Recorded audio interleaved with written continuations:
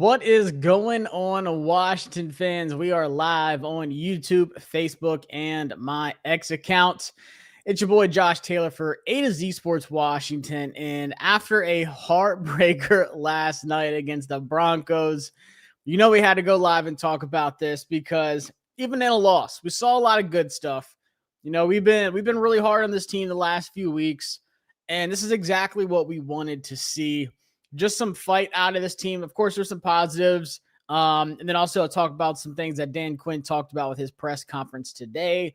He said one thing that kind of bothered me, kind of worried me for next season. But we'll get into it. Of course, we'll talk about Terry McLaurin silencing the doubters against the Broncos, his performance. We'll talk about the defense, the running game. We'll talk about a little bit of everything. I know we did a mock draft last week, and we kind of wrote this season off. And, of course, they're not going to have a winning record. They're 3-9 now. They got 5 more games left. It's literally impossible unless they somehow make the playoffs, which they're under a 1% chance of making that. They're not officially out of the playoffs yet, but, I think Jesus has a better chance of coming back this week before Washington makes the playoffs, but that's okay. We still got some stuff to talk about. We still have a lot to watch with this team. And what we saw last night was, I don't want to say a glimpse of hope, because I just feel like this is a team that we expected. This is like the expectations that last season kind of set up. You should go toe-to-toe with, the 1 seed in the AFC right now, obviously depending on what the Patriots do tonight against the Giants, but that's the number 1 seed in the AFC. The team we saw last year in Washington is supposed to go toe-to-toe with that kind of team. And it was without Jayden Daniels. It was without Dorrance Armstrong. It was without Dietrich Wise. It was without Trey Amos. It was without a lot of starters. And, of course, injuries are a major factor, but it's not an excuse for a lot of the things we saw this season. And I think last night really just solidified that. I think Dan Quinn saw his biggest mistake of the season last night as well. Haystack said playing well and losing might be what we need. I hate to say it. I'm not the kind of person that's pulling for losses. Like, obviously, as an NFL draft analyst, like I'm paying attention to the draft picks and stuff like that.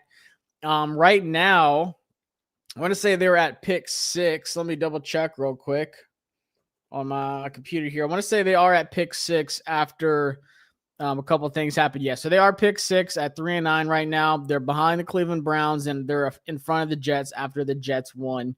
So that helped them out. But like you said, they're in a 7-game win streak right now, tied with the Titans, which is just embarrassing. I'm not pulling for losses.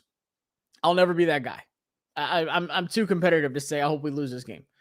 But just seeing what we saw from the team, and then also knowing that they have some fight, but the draft pick did get better. Like, there are glimpses of positives within a loss. There's no moral victories. You don't get a Super Bowl trophy for moral victories or anything like that. But still, we're gonna keep finding the positives in this team as long as they continue to fight like they did last night. Like I said, they could have just rolled over and called it a season. They could have quit. A lot of fans have been checked out for weeks. This team didn't check out, and that's what we wanted to see. Jackie said last night made me proud. Definitely should be. Master Angel, we are so beating the Vikings, especially after yesterday. If you lose to the Vikings are bad, man. And JJ McCarthy's coming back, which is, I feel like, a blow for the Vikings. If this team loses to the Vikings with JJ McCarthy, then yeah, that might be the new low of the season. To be honest with you, they should absolutely beat the Vikings by like double digits, and that's saying something for this team. What's going on, Justin? Welcome. Everybody hit that thumbs up and subscribe if you are over on YouTube, or if you're over on X, come over to YouTube and hop in the chat and stuff. Timothy said if they hadn't stupidly haggled with Terry, played Dorrance Armstrong with a bad hamstring against the Cowboys, and left Jayden a blowout against the Seahawks, then we would have won more games. For sure. Hindsight's 20/20, but, the Terry injury thing, especially it happening twice, missed 8 games. I just wanted to see that from Terry, to be honest with you. Coming back, he's got a tough matchup. Patrick Surtain II, he was coming back from injury as well. It was the kind of the matchups that we wanted to see from Terry this season. Finished with 7 catches, 96 yards, and that slant touchdown. It was exactly like the one against the Titans. What was it? Not last year? Was it last year or the year before? I think, yeah, it was last year. Just like it. And I think he had 3 catches on Patrick Surtain. 3 catches for 30 yards. But it was a good matchup to watch. Like, I love watching those. Those are so much fun to watch. But I just wanted to see Terry make those explosive plays and those trademark catches that we're used to seeing. We saw it a little bit against the Chiefs before he got hurt. Like, it felt like it was coming, and then he got hurt again. And we're like, man, if he can just stay healthy, like the season could have been so much different. Like, people don't realize Jayden Daniels and Terry McLaurin have not played together since week 2. That is insane. I don't know any other quarterback in the league right now that has had that same issue. I mean, Joe Burrow, I forgot when he got hurt, but he's back.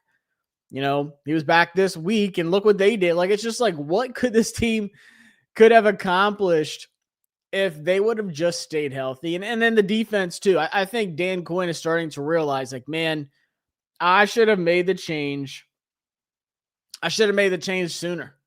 I mean, that really bad stretch where they won 4 straight games of 21 plus point losses, like, it was an historically bad NFL streak. It should have happened way before then. I mean, honestly, after that Cowboys game, something should have happened. Like, the Cowboys game was embarrassing, and they're playing a lot more zone right now than they have, for before Dan Quinn took everything over.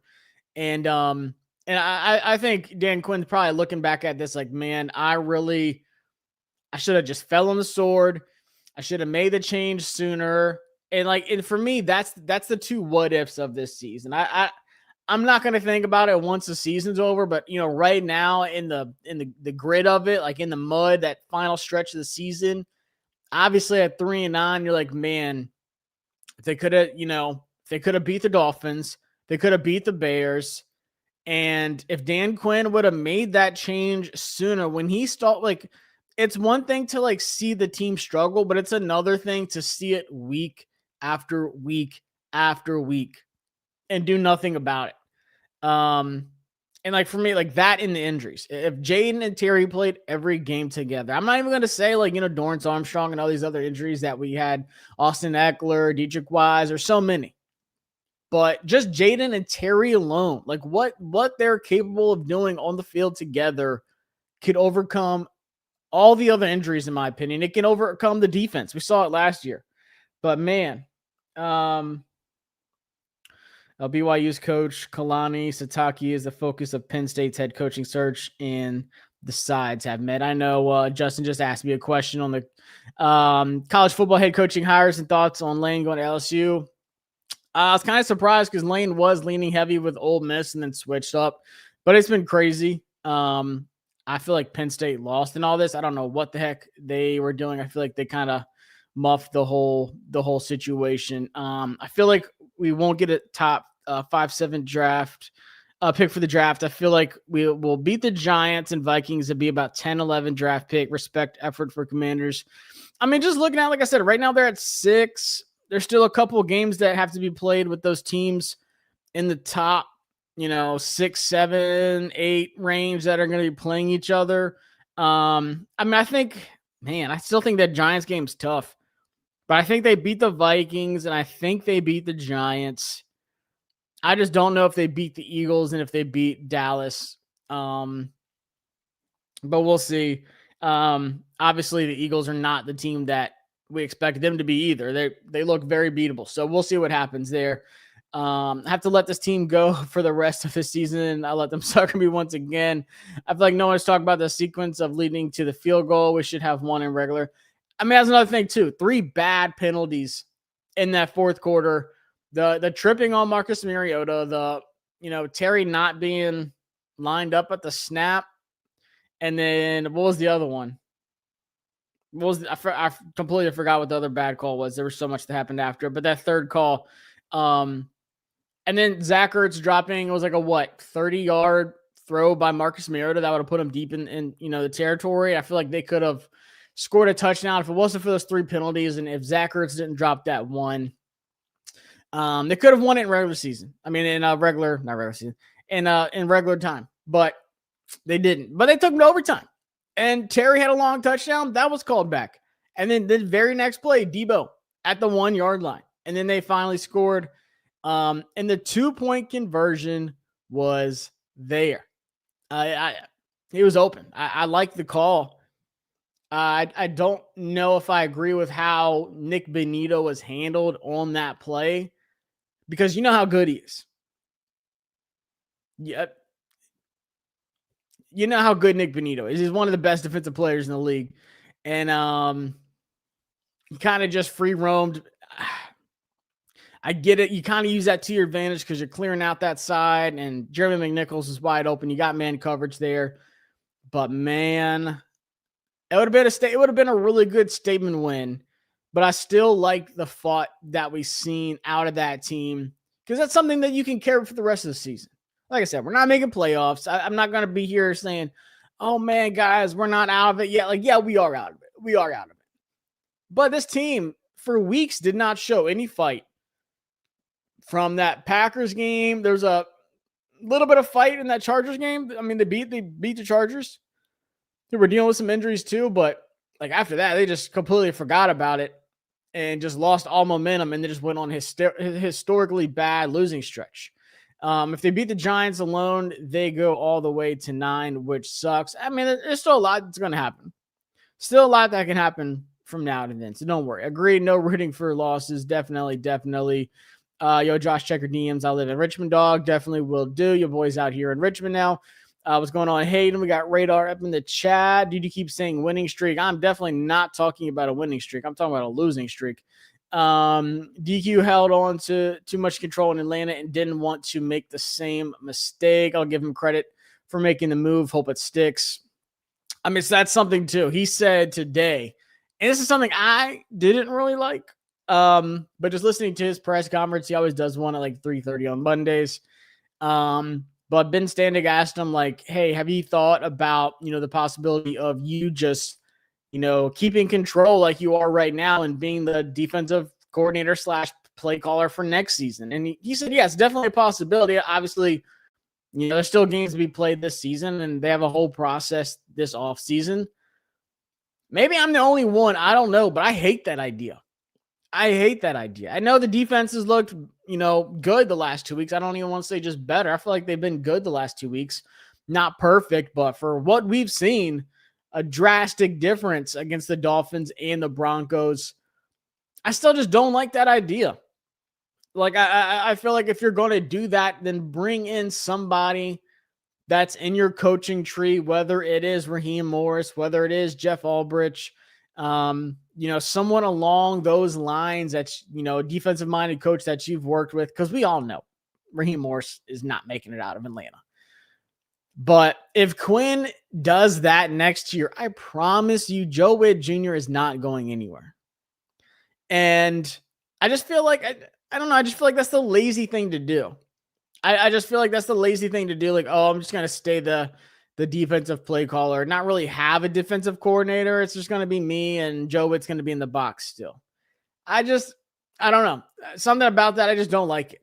I just kind of feel like that's like the lazy, easy way out of it. Like, no, like challenge yourself, DQ. Like, challenge yourself to either get someone that you don't know and have a, younger defensive philosophy in here, someone that is just up and coming guy. Like they took two completely different approaches with the defensive coordinator and the offensive coordinator approach when DQ got here. Joe Witt Jr. was his guy in Dallas.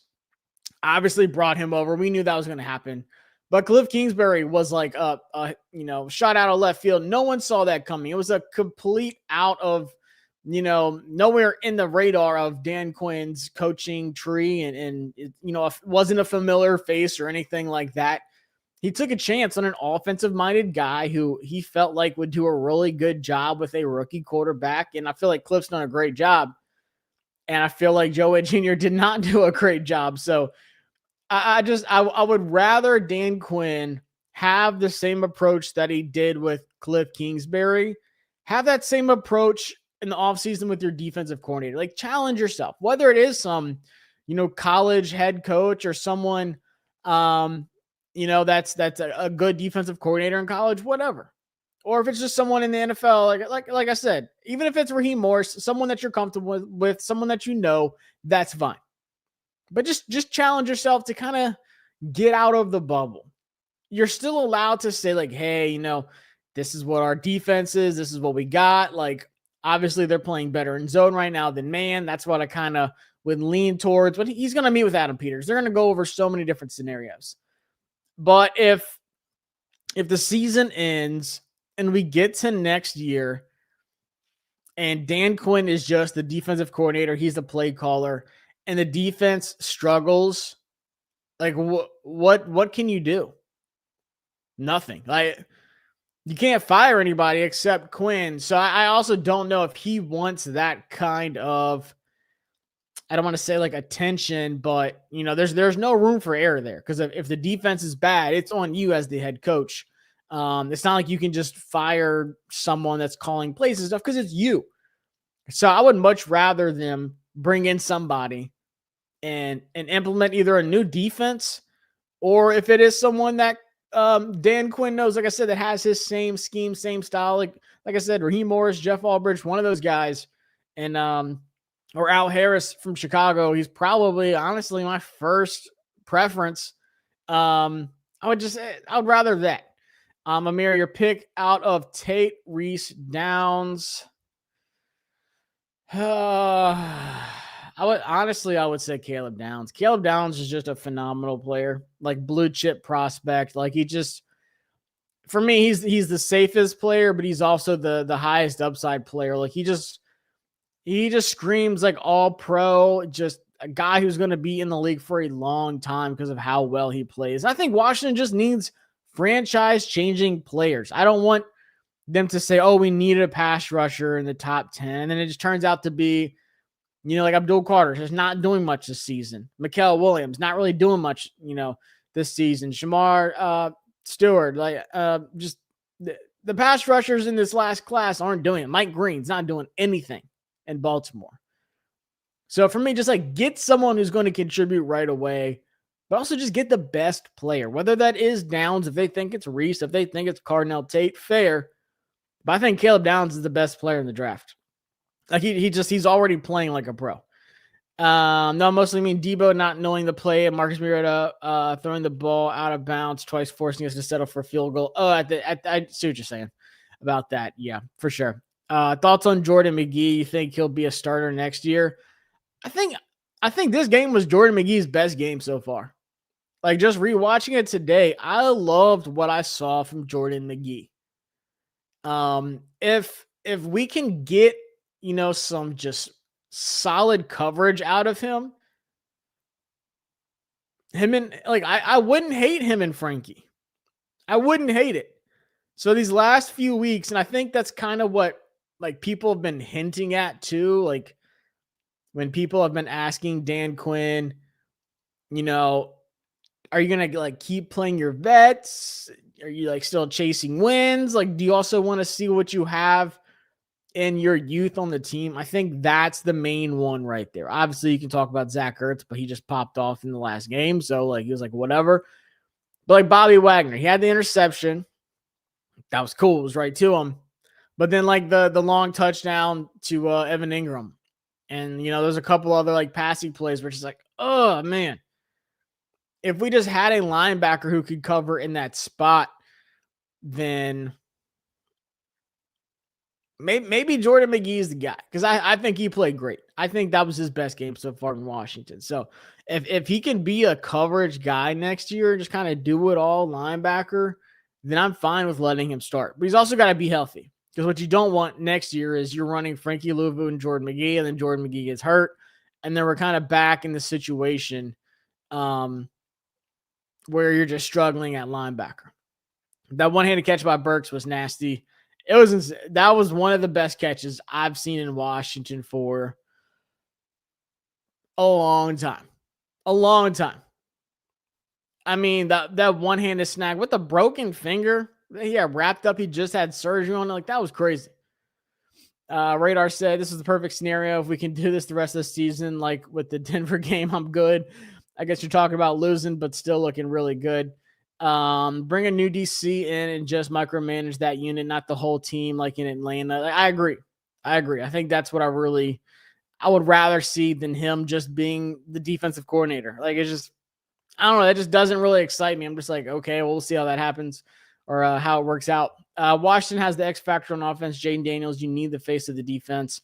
Example, Dallas with Micah and CD while it lasted. LOL. I mean, yeah, they need somebody. And I mean, they have a couple solid pieces. Like, obviously, I'm excited for Trey Amos. I'm excited for Jordan McGee. I'm excited for Dorrance Armstrong when he comes back. But they still desperately need that just player. And it could have been Kyle Hamilton. It could have been, Christian Gonzalez, whatever. But they need that player. Like, that player that people just say, man, I don't want to play against that guy. And I think Caleb Downs is him. Like I said, whether you play him in the box for some snaps, you play him at, safety, he's gonna come out of nowhere and blow some plays up, get some turnovers, cause some fumbles too in the run game. Like, Caleb Downs is a complete player, and I would just love to see what he looks like on this defense. Follow the draft consensus, trade back and draft for value at any position, depending on where they land. Definitely not mad at it. Even if the Giants win tonight, though, like, they'll be 3-10. So, I mean, they would fall. No, they would still be at like 4. So, I mean, even if the Giants win, it doesn't really do anything to Washington's draft pick either. Thoughts on Bobby Wagner? Does he need to go? I mean, I think he needs to hang it up. I think he's really good in a lot of plays. If it is just a play that stays in the box, like, Bobby Wagner is still him. But when it's like these man coverage plays, or, he's sitting in his zone and someone, comes across his face, or they're running a route across the middle. I mean, there was that one route where I think it was Ingram did like a whip route where he looked like he was running to the left and then cut back and whipped to the right, and Bobby just had nothing for him.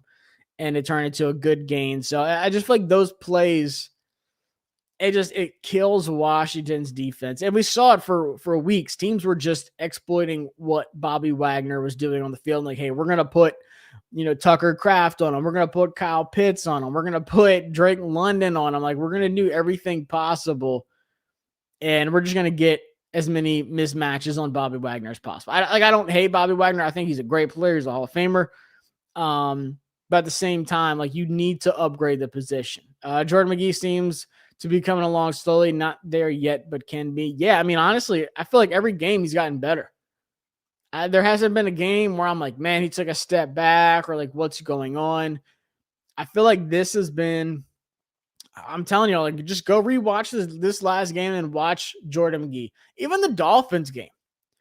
Like, there was a lot of plays where they have speed, and they had some, throws to the running backs. They had some short, check downs, and Jordan McGee was getting there quick.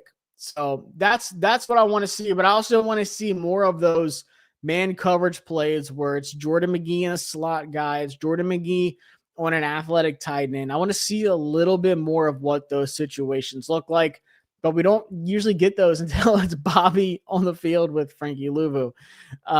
We need Luke Kuechly. That would be great. If we could get a Luke Kuechly, definitely ideal. I feel like he could still play, honestly. I'm all for trading back. Side note, I think the fight that the players displayed last night really showed the players still believe in DQ and the coaching staff.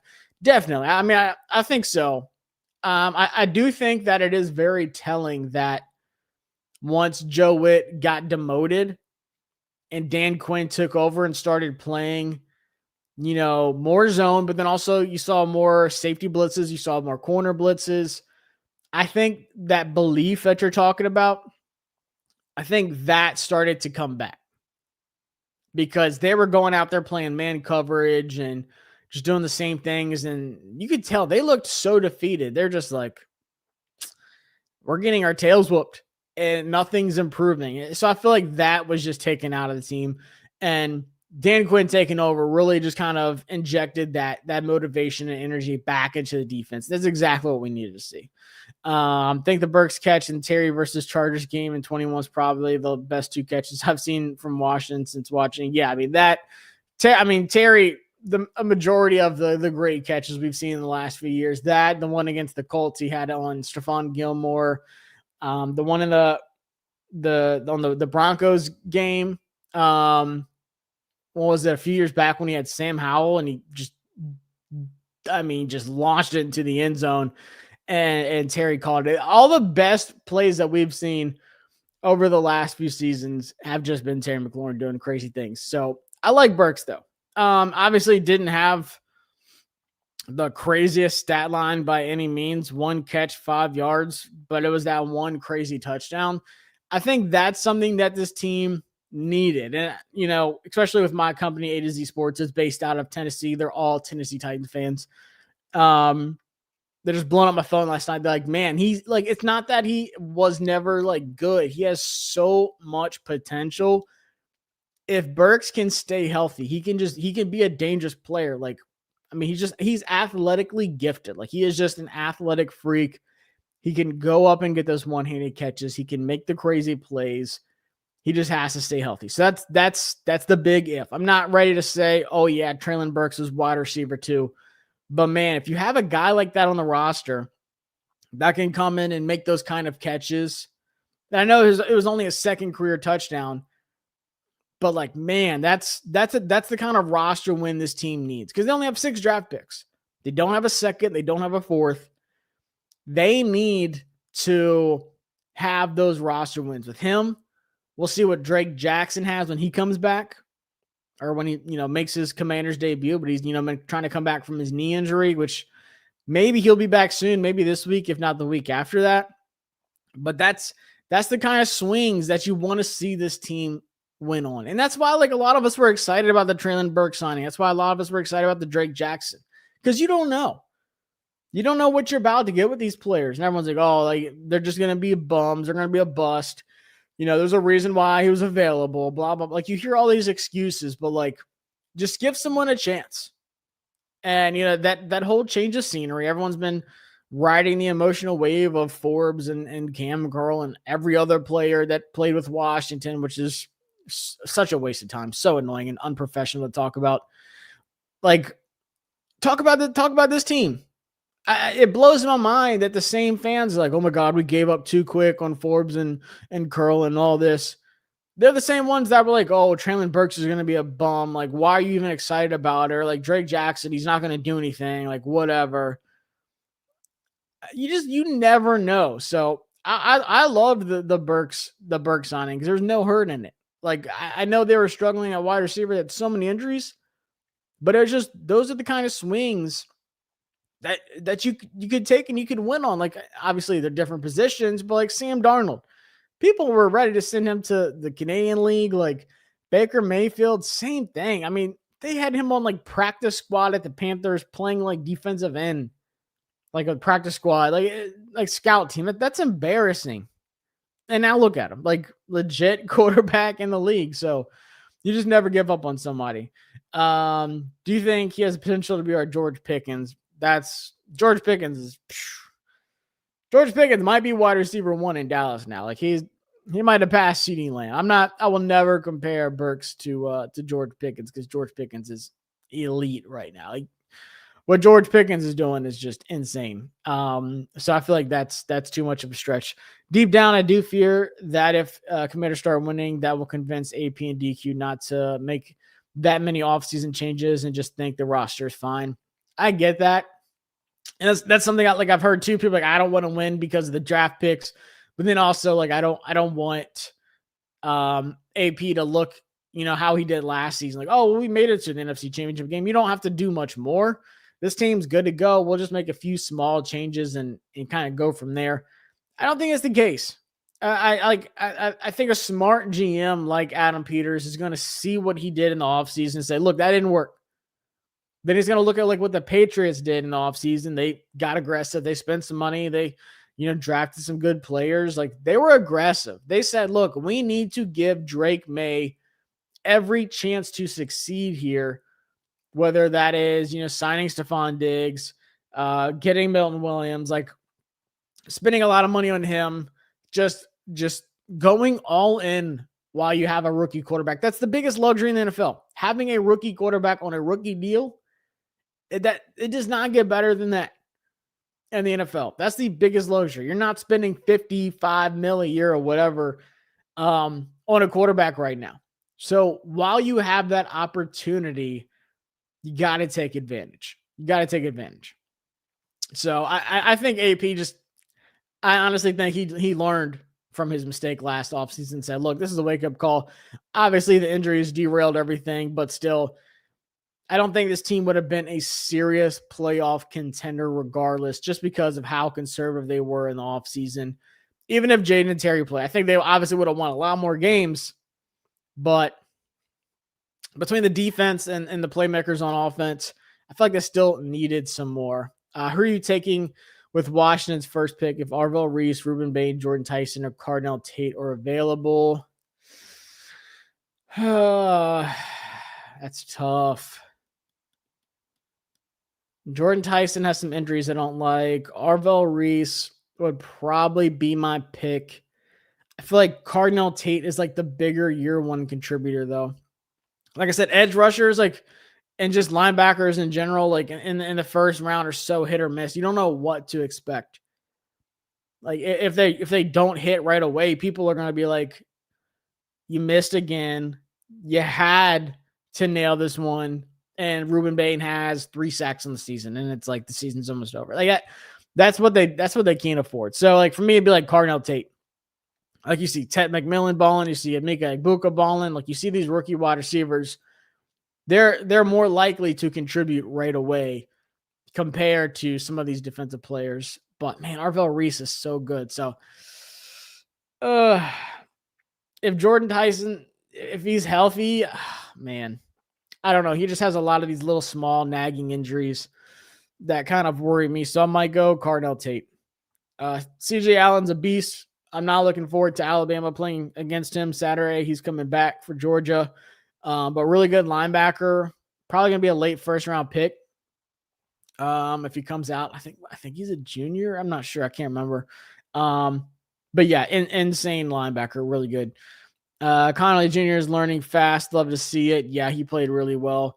Do you go offense or defense in your opinion? Personally, I think the offense is way more developed or settled than the defense. But if a guy like Tate is there at 8-9, is that the pick? Also, thoughts on J Love? I would love J Love. Give me some Jeremiah Love. I know people hate getting a running back that high, but once again, if you want to talk about best players in the draft, you want to talk about Caleb Downs, you want to talk about these blue chip prospects, it probably goes Caleb Downs number 1, and Jeremiah Love is right behind him for like best players in the draft. So we'll see. Forbes is trash. I think he's okay, but like this whole glazing thing blows my mind. Don't do JD5 like that, like they did RG3. They just bring him back too soon. Let him recover. The season's over. We're cooked this year. Let us learn from our mistakes still. I get it, but at the same time, let him play. And I'm glad that he's going to play. That's obviously the consensus. They also said today that he's not cleared for contact yet. So we'll see if he actually plays this Sunday, if we get Jayden Daniels versus JJ McCarthy, but he's not cleared for contact. And they said they're going to take all the way up till Friday to kind of announce it and figure it out. Katie said facts. Andrew, there's no way they do that twice. You're talking about AP in the offseason. There's no way.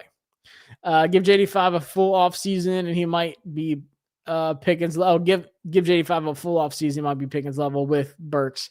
I don't know, man. That's kind of too high of praise for me. Pickens is balling right now. Sign Devin Lloyd. Him and McGee will feed families. I mean, yeah, but then what are you going to do with Frankie Louisville? What are you going to do? Just rotate him in, or just use him on the edge? We'll see. But I mean, Devin Lloyd would be phenomenal. Terry is likely gone after next season. Is our wide receiver 1 on the team in the draft or in the free agency? Definitely not on the team. It is soon to talk about that, but I think with the contract, he has that out in 2027. I can honestly see next year being the last one. So that's why part of me is like draft a wide receiver like Cardell Tate or Jordan Tyson in the first round this year. And And you can even do it next year too, 2027. That wide receiver class is ridiculous. There's like 10 guys that could go in the first round. So that's why I'm like, free agency, you're not going to get George Pickens. He's going to get tagged if he doesn't get paid. I think Indy would be ridiculous to, not pay Alec Pierce. But then outside of that, there's not a lot of top wide receivers. Like I think Romeo Doubs would be one guy I would take a look at this offseason. But like outside of him, there's not really someone that excites me. But in the draft, whether it's in the first or the third round, there are some guys that I like. And I think they definitely need to draft one either in the first or the third. Even if we trade back, which I prefer, it would mean we would get wide receiver round 1. And I see teams like Browns, Giants going wide receiver and taking Tyson Tate. I just can't see us ending up with a Bain or Reese with too many teams. Yeah, it depends on how far you go back. I mean, if I'm trading back, say Washington ends at 7, there's no way I'm trading back behind like 10. I wouldn't want to. I would stay. I would get Mekhi Lemon. If Tyson and Tate are off the board, I'd go Mekhi Lemon for sure. Like if you trade back at 10 and Caleb Downs is gone, Bain's gone, Reese is gone, like say 2 quarterbacks went, and then Tate and Tyson are gone, I would go Mekhi Lemons at 10 in a heartbeat. That is your Jackson Smith and Jigba type player. I'm ready for McCaffrey to come back. I think he's a hidden gem. I have missed watching old Luke over these last few weeks. See what he's been doing, especially on the kick return. What he did on those kick returns did not get enough love. And we saw they struggled with that last night a couple times. Debo's like, man, I hate this thing. Like there's a couple times last night it did not go well. What's going on, DT? Welcome, my God. Trade back and pick Mekhi Lemon. I for sure would. For sure. Who all do we get in the offseason impact players? I mean, I think free agency, like my philosophy has been, I feel like free agency is where you kind of load up on defensive players unless there's just like some really good offensive players that fit what you're trying to do. I think there's going to be a lot of good running backs in free agency. You got Kenneth Walker, you got Breece Hall, you got J.K. Dobbins, you got Rico Dowdle. Who else? There's like 3 or 4 more worthy starting running backs that I would take in free agency. But in the draft, like just draft dogs, man. Whether that is Cardell Tate, wide receiver or defensive player in the first round. I feel like free agency, you really kind of you just want to fill in that roster and get those impact players and those needs. And then in the draft, you can take these luxury picks. Like, I mean, say they kill it in free agency. Say they just they get a linebacker. They get Trey Hendrickson. He's healthy. They get a solid running back. And they get Romeo Doubs. Say that's the case. Let's just say they get Devin Lloyd, Romeo Doubs, Trey Hendrickson, and Rico Dowdle. Say that's 4 free agents they get next season. And Tyreek Woolen. Well, I'll throw him in there too. Say they just absolutely kill it in free agency. They can do whatever they want in the draft at that point. They can do whatever they want. They could take Jeremiah Love in the top 10. They can take Caleb Downs, a safety, in the top 10. They can take Mekhi Lemon, Cardell Tate, whoever they want in the top 10. That's the kind of luxury I want heading into April. I don't want to go into the draft and we're like, man, I hope they pick so-and-so. I hope, man, if they don't take Ruben Bain and we still don't have a pass rusher, I'm going to be furious. That's not what I want in April. I want them to just kill it in free agency to where we're heading into April. Say we got pick 7 and we are just chilling. We are just chilling on the stream, or I'll be at the draft, wherever the heck I'm going to be at. And we're just like, whatever happens, happens. I'll be excited for whoever, because our team looks like it's built because of what they did in free agency. That is what they need to do. Like last year, we all went into the draft saying, take an edge in the first round. And then we took Josh Connolly Jr. and the stream blew up. Social media blew up. Everyone's like, what are they doing? What are they doing? And then we took Trey Amos and we're like, okay, like we needed that. That's good. That works. But then the rest of the draft, we're like, man, we need this. They still need an edge rusher. We still need a running back. We still need a wide receiver. Like there's just, I hate going into the draft with needs. You don't want to go into the draft with needs. You want to go into the draft saying, we're going to take the best players. Like the Bucks. They took Emeka Egbuka and everyone's like, well, why the heck did you had Mike Evans, you had Jalen McMillan, who you just drafted last year. Then you paid Chris Godwin a lot of money coming off of his injury. Why would you take Emeka Egbuka? That is such a stupid pick. And now, I mean, they had a bunch of injuries this season too. Everyone's like, dang, Emeka Egbuka was the right pick. That dude is a stud.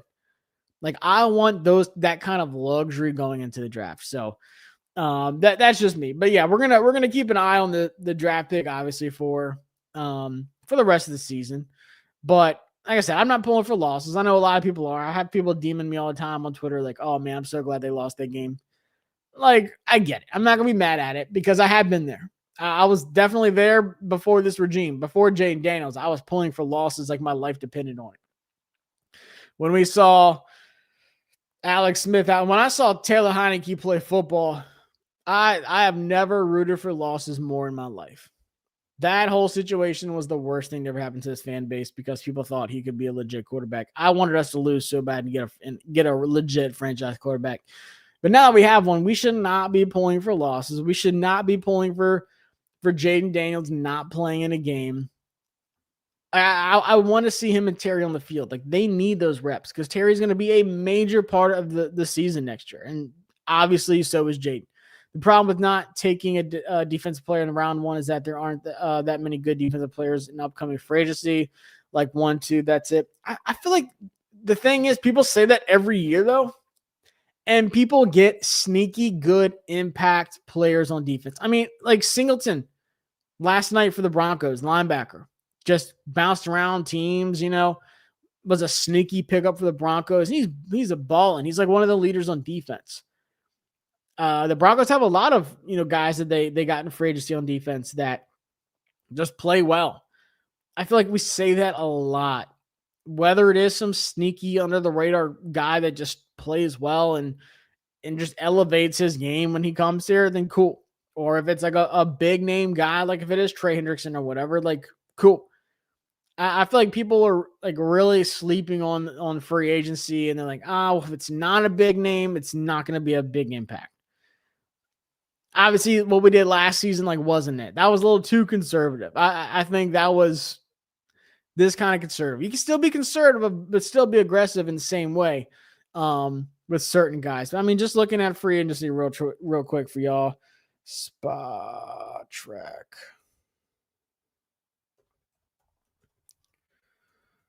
Let me see. NFL free agents. I don't think I've even looked at the defensive ends. Just looking at top free agents, Trey Hendrickson, Khalil Mack, Son Reddick, Joey Bosa, Malcolm Kuntz, Leonard Floyd. Yeah, there's no DNs. Gosh. Yatur, Gross, Matos. Draymond Jones would be nice, but they traded for him. They're going to pay him. Ugh. Like Arden Key?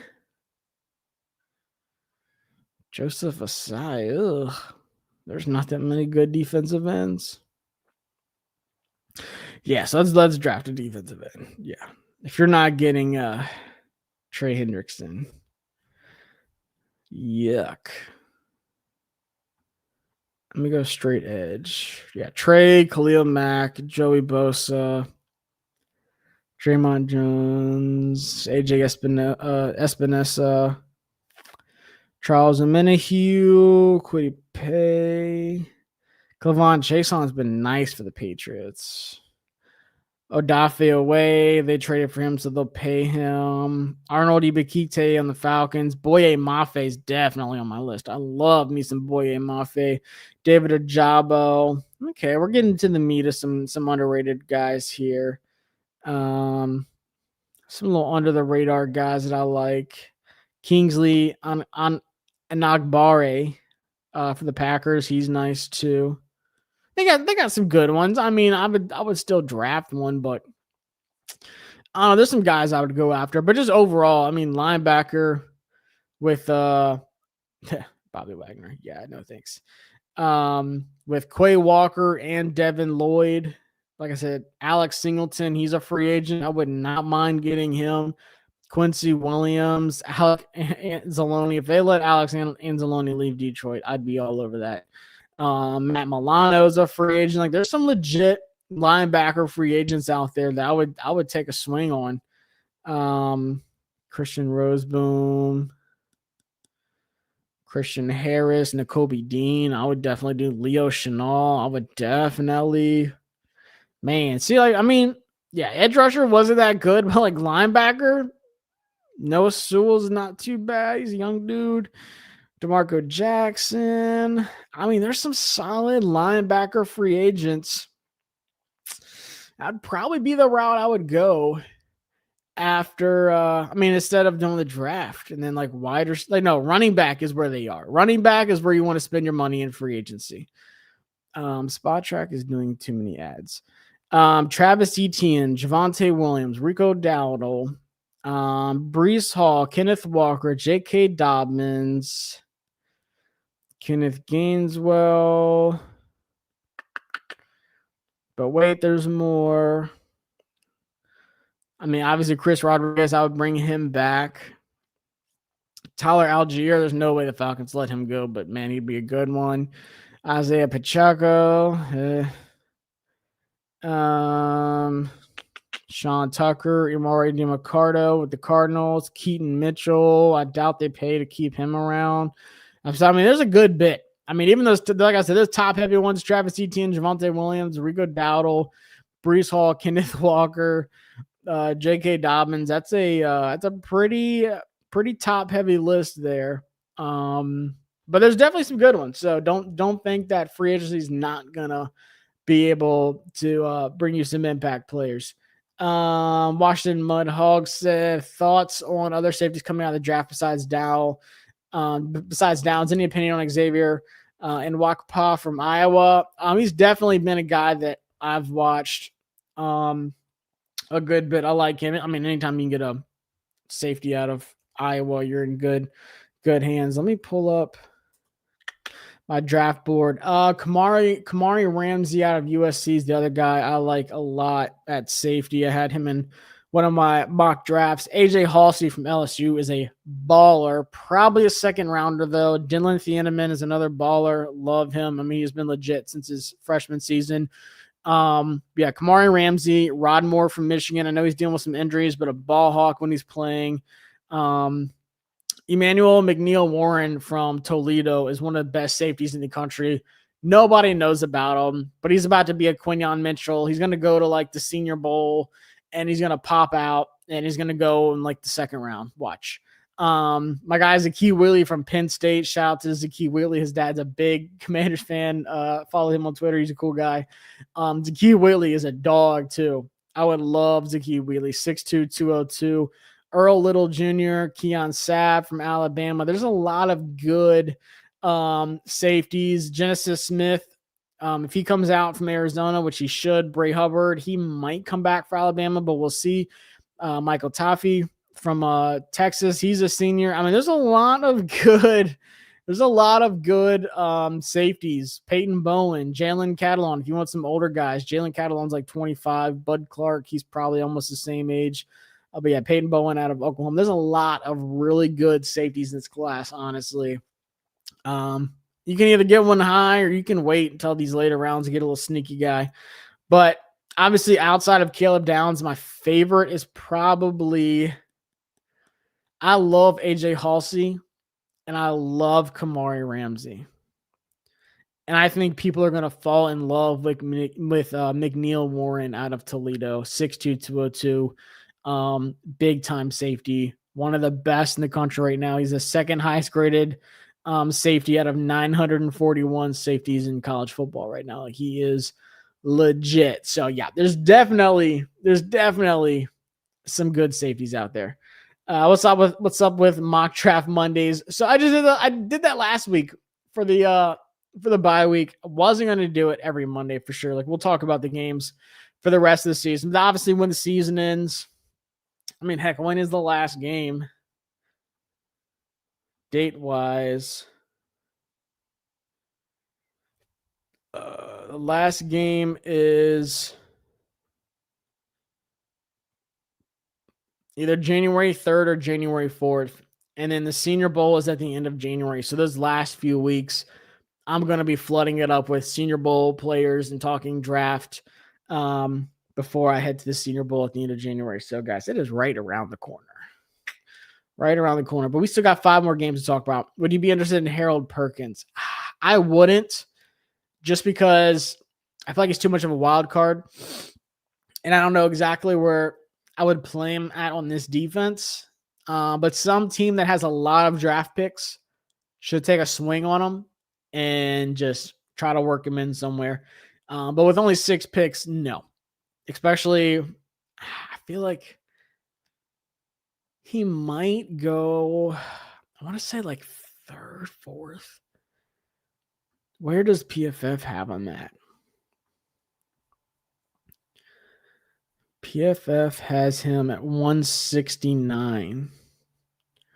So they got him kind of far back. This is a guy that could have went first round, like his freshman year, like really good player, but just too much of a wild card for me. But yeah, they got it. He's still young. He's still only 20, just turned 21. But yeah, I'm good on him, honestly. But yeah, like I said, we play at 1:00, thankfully. Thank God these night games are done. I think I went to bed at like 2:45 this morning, and I woke up at 6 and wrote 7 articles today. We play at 1:00, and then we play at 1:00 to be discovered with the Eagles. But please God, put us at 1:00, and then we play 1:00 on Christmas, and then to be announced for the Eagles again to end the season. So I'm going to be going live the day after every game, same time, 7:00 at night. So obviously we play on Christmas, which, different day. So I'll go live the day after Christmas that night, same time. So that's what I'm going to be doing for the rest of the season. Win or lose, I'm just glad that we were able to come on here. We didn't really roast the team. Like, we were very respectful. Like, honestly, I'm so proud of what we saw last night. Like, I feel like that was just a different. I don't even want to say a different team. Like, it's what we expected to see from the beginning of the year. Like, that's the team that we thought we had going into this season. Now, still without Jayden Daniels. So hopefully Jayden Daniels comes back against the Vikings. We'll see. We honestly won't find out until Friday if he's even been cleared for contact or anything like that. So obviously stay tuned for that. But like I said, check out all their articles I got going on at A2ZSports.com. Also writing about Alabama as well. So if you're an Alabama fan, check that website out as well. Me and my boy Rob are killing it over on the Alabama site. Actually, top 2 articles of the day are Alabama related. So check that out with college football going on. If you're a college football fan, anything like that, check out the website too. But be sure to go to A2ZSports.com, go to the Washington Commanders site, and check out all of my articles there. Like I said, dropped a good bit of stuff today, and then I already have like 6 or 7 I want to do tomorrow. I'll do an updated draft status for Washington first thing in the morning. That's the first thing I'm doing in the morning, is I'm going to do an article about their updated draft status and everything. And then I got some other things I want to hit on that happened today, because the team's off tomorrow. There's no practice, I don't think. Well, I know they're not talking, and I know it's not open to the media. Let me see. Yeah, Players' Day off on Tuesday, back Wednesday at 1, Thursday at 1, Friday at 11 a.m., and then they play Sunday at 1. So tomorrow's a day off for the team, so I'm going ham on some articles tomorrow that's not, press conference based or anything like that. So we'll see. Big game for Bama this Saturday. You think Lane made the right decision going to LSU? Absolutely. I think Alabama beats Georgia for the SEC championship as well and gets to the playoffs. But I'm excited. I like Lane. Like, I personally like Lane a lot. Just going back to his time at Alabama, like when he was down bad and Nick Saban brought him in, I think Lane's a good dude. He obviously gets a lot of hate for his personality and stuff like that, which I get it, like whatever. But I still like Lane a lot. I hate that Alabama has to face him. It's gonna be fun. It's gonna be a fun watch, and we'll see what the heck Penn State's about to do with their head coach. But I appreciate y'all stopping by the live stream. Like I said, dropping videos here, TikTok, Instagram, you name it. A to Z Sports Washington. And then also articles on the page. So be sure to check those out and hit that subscribe button and thumbs up on your way out so other Washington fans can check out the stream. And then I'll be back next Monday night, same time, and we'll talk about beating the Vikings. I'm going to call it. We're going to beat the Vikings. They're so bad. Their offense is non-existent, and I like how this defense is playing. And I'm hoping Jayden's back, but if not, I feel like Terry's going to do some damage on Sunday once again. So I appreciate y'all. Let's watch some Monday Night Football, whatever day it is. I think Patriots smacked the Giants. I think they smacked the Giants, but we'll see. I'm obviously going for the Patriots, but I'll see y'all next week. Thanks for tuning in. I'm your boy, Josh Taylor, on A to Z Sports Washington.com, and I'll see y'all next week.